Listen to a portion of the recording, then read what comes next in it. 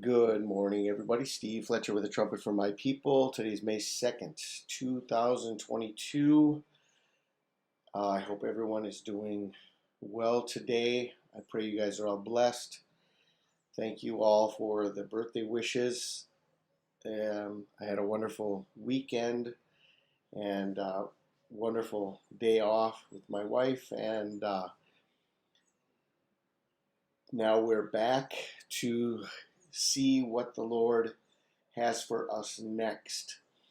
And I'm very, uh, I remain in a state of highest readiness and excitement, and I believe that we are very close, so very close to the day that we are waiting for.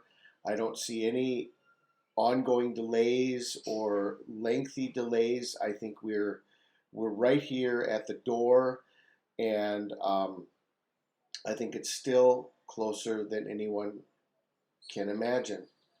Okay, now you guys know my uh, my focus, my way of doing things. I'm always thinking outside the box. I'm always trying to think and see um, sometimes what other people are not seeing. I know that once we went past Passover, everyone was, you know, so many people are looking at second Passover and the next blood moon, and then many people are already going forward to Pentecost and June, and but I'm wondering, I've been wondering, is there something connected to Israel's birthday, but on the Hebrew calendar? Okay, and I see some connections here, and no one knows the day or the hour, so it's not like I can come out and say this has to be the day or this is going to be the day. As you guys know, I mean, we're all searching for the day. So what we're trying to do is to get information out to people and just share what we see personally. And so there's something very interesting about Israel's Independence Day this year, and I think it may tie in with this weekend of events that they did for the correspondence dinner. And here's the connections that I'm going to make for you, and I'm going to try to keep it as simple as I can um, and as short as I can. And then you have the information, and you can consider it. You can study other things for yourself, and but here's the information. Okay, so we have this weekend uh, that just passed was the correspondence dinner. Okay, April 30th. It's the same date. They've done it in the past. They always do it between like April 26th, April 29th, April 30th, May 1st. Okay, this is the timing on the calendar. They do it every year, and as they mentioned, they hadn't done this in 6 years since Obama's last year in office, 2016.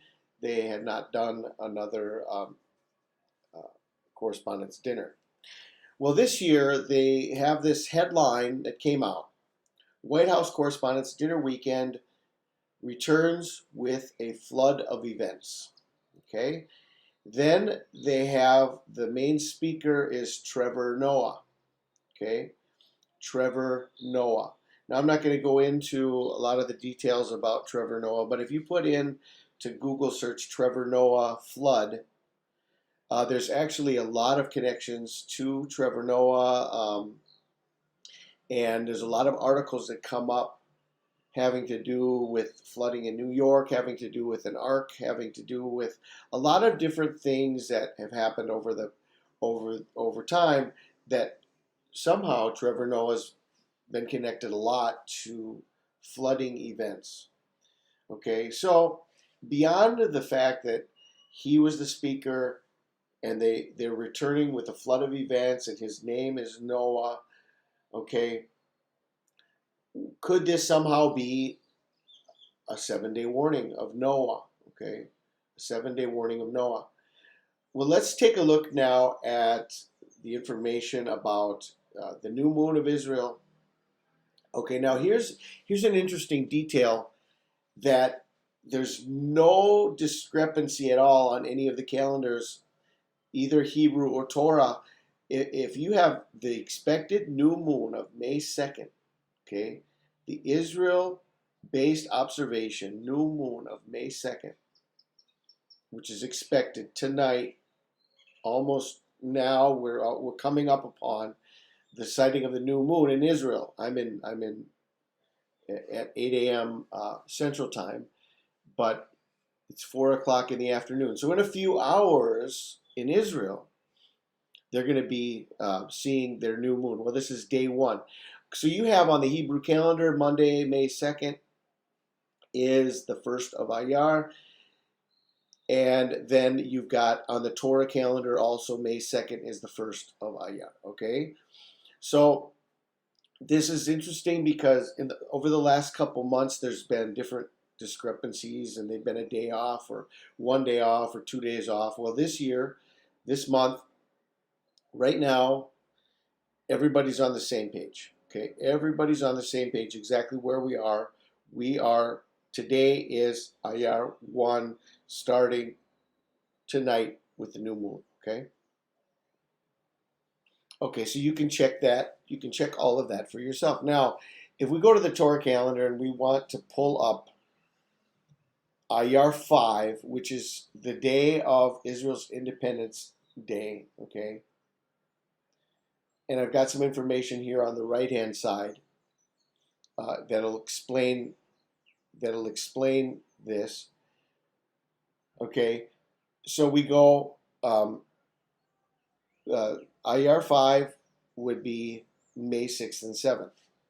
Okay, we've got Iyar 1 is May 2nd to 3rd. Iyar 2 is May 3rd to 4th. Iyar 3 is May 4th to 5th. Iyar 4 is May 5th to 6th. And Iyar 5 is May 6th to 7th. Okay? So that would be Iyar 5. Now, why does it show Yom Ha'atzmaut? Yom Ha'atzmaut. Israel Independence Day, May 4th to 5th, 2022. Israel is going to be celebrating their Independence Day. This is their 74th birthday. Okay? Israel's 74th birthday. Not on the Gregorian calendar. This is on the Hebrew calendar. This is when they celebrate Independence Day, on Iyar 5. When is Independence Day in Israel? Yom Ha'atzmaut. I have no idea how to pronounce that. I'm sorry. I'm not Jewish by descent. Israeli Independence Day commemorates the Declaration of Independence of Israel in 1948 and is the official national holiday of the state and the only official non-working day in Israel. Okay, the holiday is celebrated on 5 Iyar according to the Jewish calendar, or is transferred to the preceding Thursday if 5 Iyar falls on Friday or Saturday. Okay, now this is the reason they're moving this up to May 4th and to May 5th. Okay, because when Iyar 5 falls on a weekend, they transfer the celebration to Thursday. So they're going from Wednesday to Thursday, and this is their, so the celebration for Israel is going to start Wednesday night, May 4th, okay? It's going to start Wednesday night, May 4th, and it's going to go into Thursday, May 5th. Thursday, May 5th is a non-working day. And this, as it says here, It's the official national holiday of the state and the only official non-working day in Israel. So they give everybody off on this day, and it's officially a day off for the entire country. Okay, and this goes from Wednesday night, May 4th, to Thursday, May 5th, in Israel. Now, why do they do this when their actual day of uh, of their independence is actually Ayar 5, May 6th to May 7th? Okay, well, that's because it falls on a weekend. So they change it, they move it up to a Thursday. Okay, this holiday is celebrated on Ayar 5 according to the Jewish calendar, or is transferred to the preceding Thursday if 5 Ayar falls on Friday or Saturday. Okay, so this is the information for you. Why this week is so important. Now Israel is going to be in the celebration. They're going to be. What are they going to be doing? Well, maybe they're going to be doing all the things that is said in the Bible, like eating and drinking, marrying, and giving in marriage, and they're going to be celebrating. It's going to be festivals, and they're going to, and what does the Bible say about turning your feasts into mourning?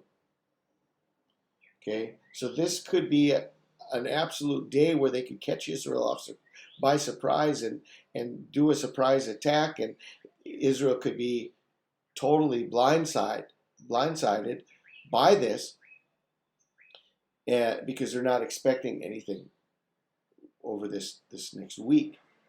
It doesn't seem like it's too big of a deal in Israel, or too big of a deal for the rest of the world, and yet it is a day on Israel's calendar that is very, very significant.